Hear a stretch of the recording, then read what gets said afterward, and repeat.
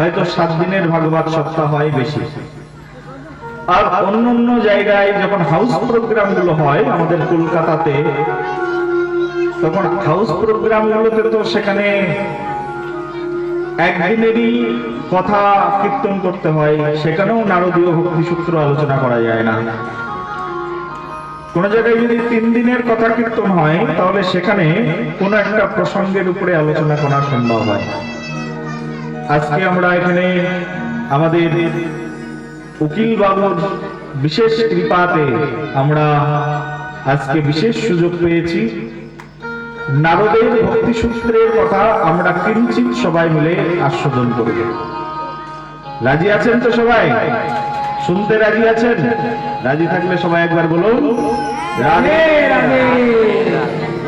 সবাই বলো একবার রাধে রাধে।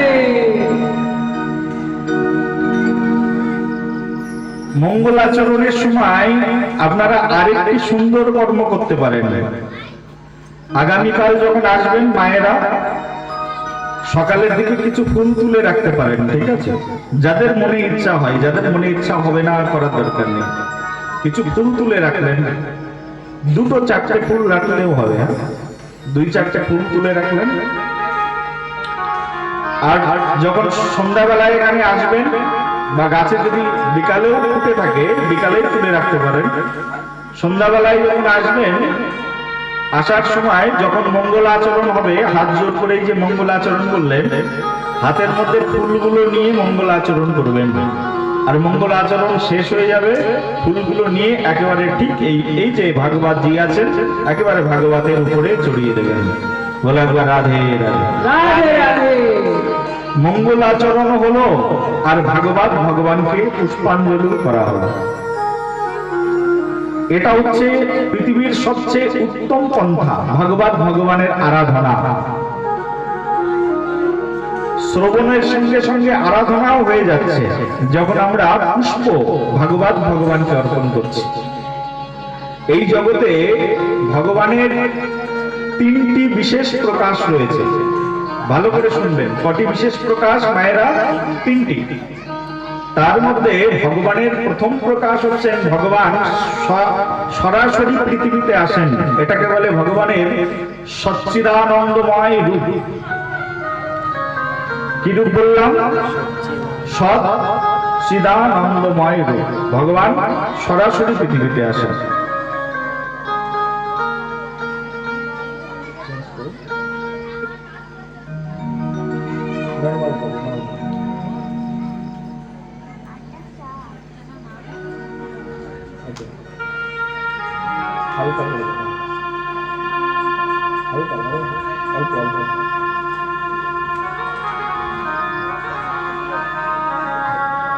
ভগবানের একটি বিশেষ রূপের নাম হচ্ছে ভগবানের সচ্চিদানন্দ রূপ।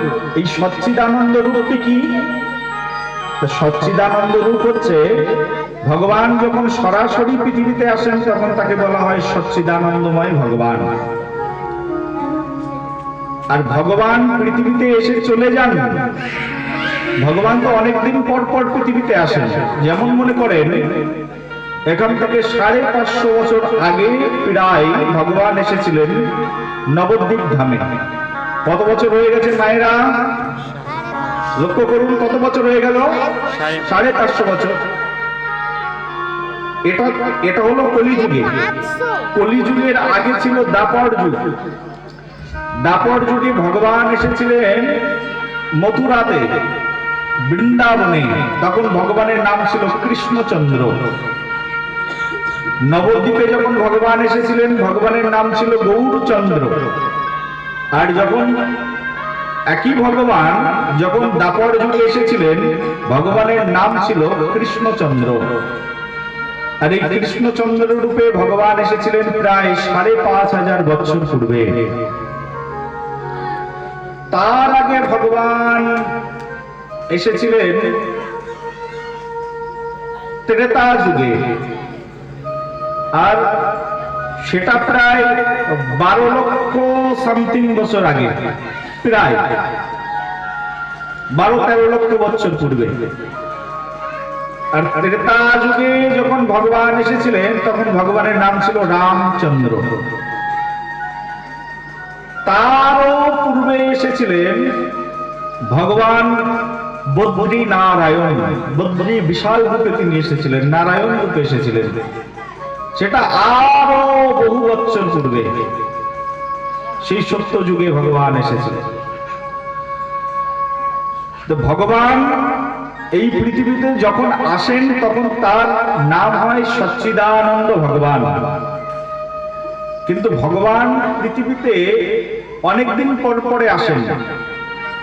ভক্তরা আকুল ভাবে ভগবানের কাছে প্রার্থনা করেন। ভগবান বললেন, আমি সচ্চিদানন্দ রূপে না থাকলেও একটা রূপে পৃথিবীতে থাকব। ভগবান ভক্তের জন্য তার আরেকটি স্বরূপের ব্যবস্থা করলেন, আর সেই স্বরূপের নাম হচ্ছে ভগবানের মৃন্ময় স্বরূপ। কি বললাম? মৃন্ময়। এক হচ্ছে ভগবানের সচ্চিদানন্দময় বা চিন্ময়, আর দুই নম্বর হচ্ছে ভগবানের মৃন্ময় স্বরূপ। মৃন্ময় স্বরূপটা কি? মৃন্ময় স্বরূপটা হচ্ছে ভগবান বললেন, কেউ যদি আমার মূর্তি তৈরি করে আর সেই মূর্তির মধ্যে কেউ যদি প্রাণ প্রতিষ্ঠা করে, তার মধ্যে আমি এসে অবস্থান গ্রহণ করি। বলে একবার রাধে রাধে। তাহলে ভগবান এক চিন্ময় রূপে রয়েছেন, আর দ্বিতীয় ভগবান মৃন্ময় রূপে রয়েছেন। ভগবানের আরেকটি রূপ আছে, সেই রূপের নাম হচ্ছে বাগময় রূপ। বাগময় রূপটি কি?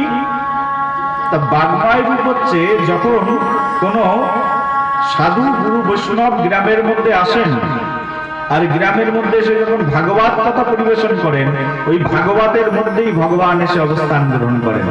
বলো একবার রাধে রাধে। বলো একবার রাধে রাধে। আরে মায়েরা বলো, বলো প্রেম সে বলো রাধে রাধে। যদি রাধে রাধে না বলবে ভাগবত কথা শোনাবই না। বলো একবার রাধে রাধে। ভাগবতের শক্তি তো রাধে। ভাগবত মানে কি? কৃষ্ণময়। যা কৃষ্ণ তাই তো ভাগবত। ভগবানের এক রূপই হচ্ছে ভাগবত। আর কৃষ্ণের শক্তি কি? রাধা রানী। কৃষ্ণের শক্তি কি? বলো কৃষ্ণের শক্তি কি? বলো একবার রাধে। বলো একবার প্রেম সে বলো দুহাত তুলে বলো। বলো একবার বলো রাধে রাধে।